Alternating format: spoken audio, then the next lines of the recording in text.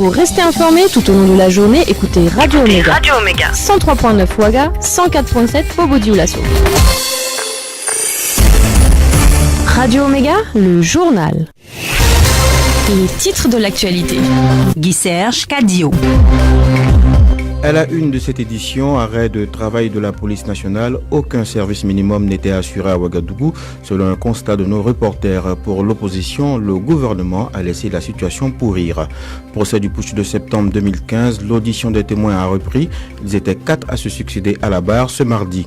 Au Nigeria, plus de 300 personnes suspectées d'avoir commis des infractions liées aux élections présidentielles et législatives du 23 février ont été arrêtées.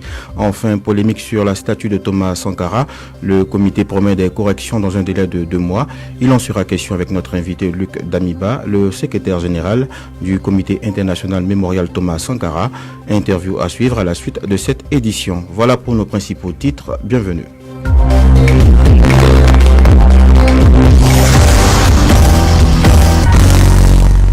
Arrêt de travail de la police nationale, une organisation de policiers dénommée la Troupe a suspendu lundi les activités, légalisation, régulation de la circulation ou encore patrouille. Aucun service minimum n'est assuré. C'est en tout cas le constat fait par nos reporters qui ont rencontré des usagers ce mardi à Ouagadougou devant certains commissariats. On a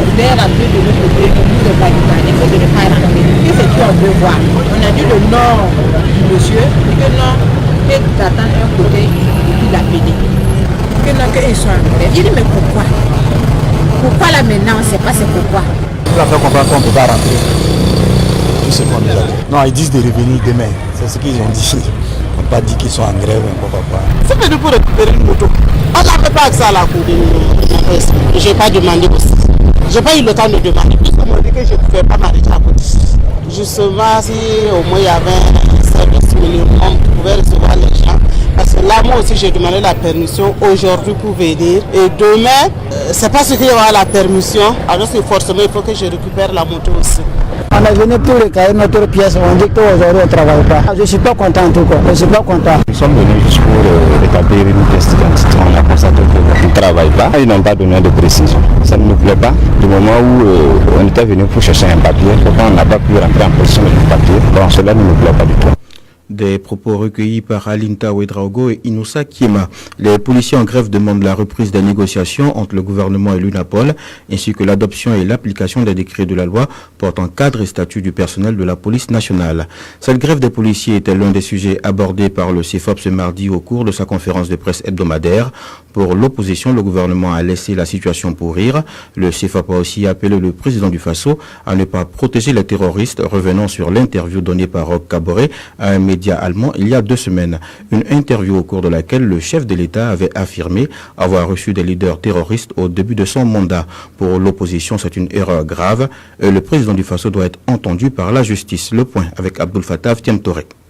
L'interview date d'il y a 2 semaines, mais l'opposition n'entend pas laisser passer. Roch Kaboré, répondant à une journaliste de la Deutsche Welle, confirmait avoir reçu des leaders terroristes à son arrivée au pouvoir. Pour le CEFOP, c'est une grave erreur que le président du Faso peut rattraper en donnant leur identité. Maître Gilbert Noël Ouedraogo va plus loin. Que la justice, dans le cadre d'une enquête sur les crimes graves commis, veuille bien entendre l'actuel chef de l'État comme témoin détenant des preuves importantes. Dans certains pays, le président du Faso aurait été mis en accusation pour haute trahison, pour avoir accueilli ou rencontré les ennemis de la nation en temps de guerre. Sur l'arrêt de travail des policiers, le CEFOP pointe du doigt le gouvernement. Dans ce contexte sécuritaire grave, c'est déplorable que le gouvernement ait laissé la situation pourrir. Le Premier ministre Christophe Dabiré, qui a fait du dialogue social l'une de ses priorités, doit au plus vite échanger avec les représentants des policiers et autoriser son gouvernement à donner les moyens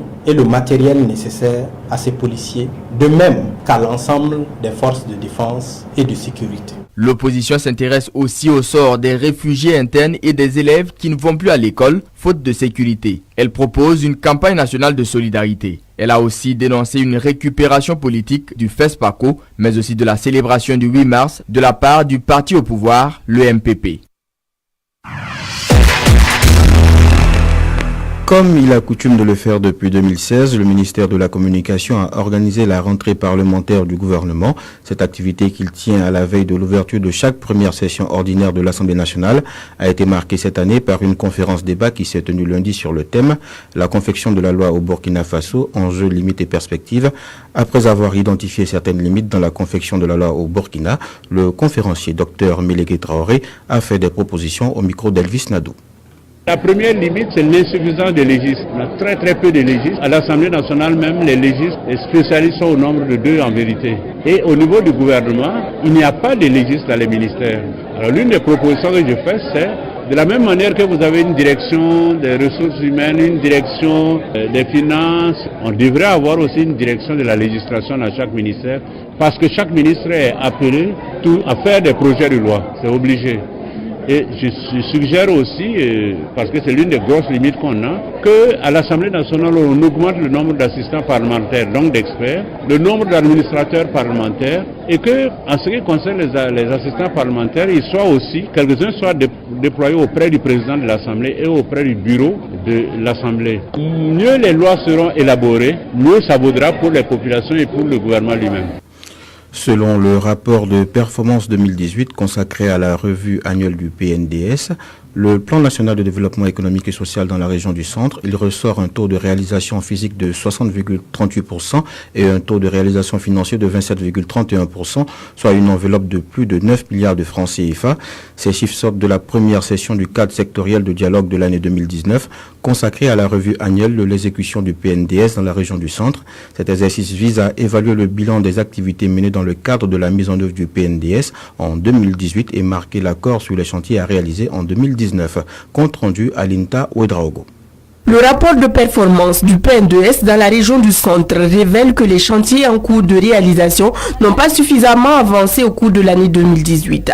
Selon le gouverneur de la région du centre, ces taux ne sont pas aussi satisfaisants du fait des crises intervenues au ministère de l'économie et des finances qui n'ont pas permis la disponibilisation des fonds. Sibiri de Issa Ouedraogo. Quant au bilan financier, le taux global est relativement faible et s'est établi à 27,31%. correspondant à une enveloppe globale de 9 milliards 836 millions 939 522 francs. Sur une prévision de 36 milliards 14 millions 255 674 francs. Ce bilan, en deçà des attentes des acteurs du développement, se justifie par des contraintes majeures qui ont émaillé la mise en œuvre des activités au cours de l'année 2018. Le gouverneur reste tout de même confiant pour ce qui concerne la mise en œuvre des chantiers du PNDS d'ici à 2020. Très confiant quand vous regardez justement les réalisations physiques, nous pouvons en être satisfaits. Parce que là, il y a des réalisations où on est allé jusqu'à 87 à 98%.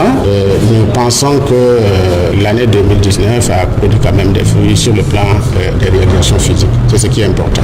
Concernant les perspectives pour la période 2019-2021, les programmations financières en cohérence avec le PNDS se chiffrent à 6 milliards 530 millions de francs CFA et les premiers responsables restent confiants quant à la réalisation des chantiers. Procès du putsch de septembre 2015, l'audience a repris ce mardi au tribunal militaire avec la suite de l'audition des témoins. Ils étaient 4 à se succéder à la barre ce mardi. Le point avec Denis Ongrana. Le colonel-major Pierre Sanou, premier à passer à la BAM, reconnaît avoir pris part aux différentes réunions de la CRAD les 16 et 17 septembre 2015. Et son témoignage va presque dans le même sens que ses prédécesseurs.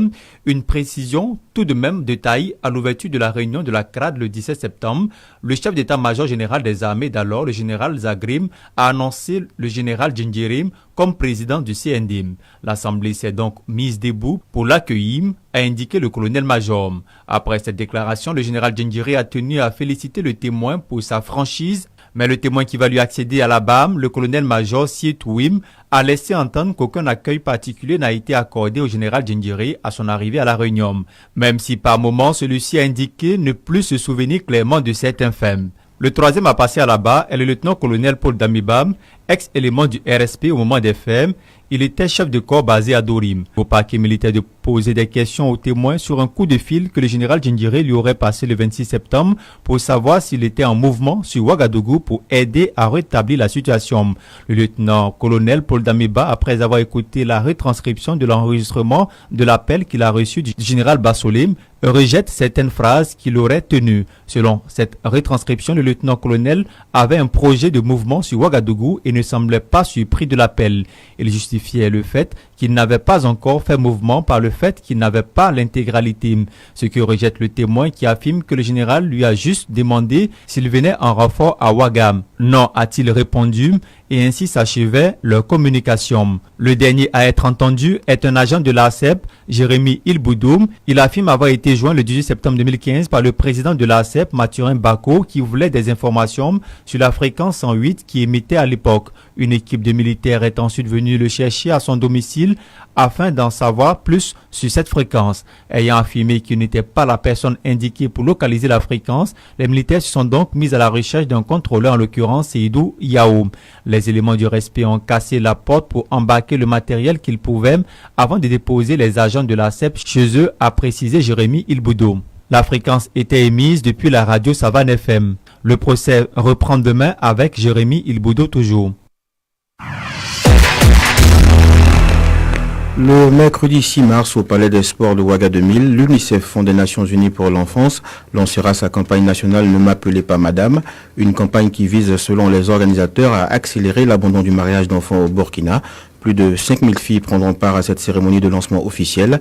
La campagne, elle, va s'étaler sur toute l'année. Le point avec Samira Guiri. Plus de 12 millions de filles sont mariées chaque année dans le monde avant 18 ans selon l'UNICEF. Au Burkina Faso, 52% des femmes sont mariées avant leur 18e anniversaire et environ 10% le sont avant 15 ans. Les régions du Sahel et de l'Est sont les plus touchées. Selon l'UNICEF, ce phénomène doit cesser car il met en péril l'avenir des enfants. D'où la campagne Ne m'appelez pas madame. Désiré Yamiro, spécialiste en protection de l'enfant à l'UNICEF. Si nous voulons que nos filles grandissent en bonne santé, qu'elles soient bien éduquées, qu'elles puissent exprimer tout leur potentiel et qu'elles puissent participer au développement de leur pays, en particulier de leur communauté, de leur village, il ne faut pas les marier tôt. La campagne nationale va se dérouler durant toute l'année avec plusieurs activités dont des actions de sensibilisation, de plaidoyer, une caravane mobile et la diffusion en boucle dans les médias et sur les réseaux sociaux du clip Ne m'appelez pas madame, réalisé avec 1000 filles, soutenu par l'UNICEF. Selon la Convention des droits de l'enfant, est considérée comme enfant toute personne âgée de moins de 18 ans.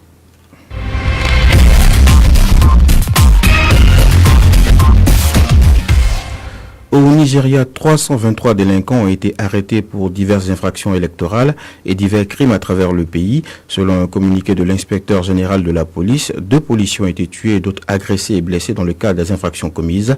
La présidentielle du 23 février dernier a permis au candidat sortant Muhammadu Buhari de l'APC d'être élu à la tête de l'État. Son challenger du PDP, Atiku Abubakar, a dénoncé une parodie d'élection et a annoncé qu'il allait déposer un recours en justice pour contester les résultats. Selon la société civile nigériane, 53 personnes ont été tuées et des dizaines d'autres blessées lors de la présidentielle. En Algérie, l'état-major annonce que l'armée restera garante de la stabilité et la sécurité. Cette annonce intervient alors que les opposants à un éventuel 5e mandat du président sortant restent mobilisés. Lundi, des manifestations d'étudiants ont de nouveau eu lieu dans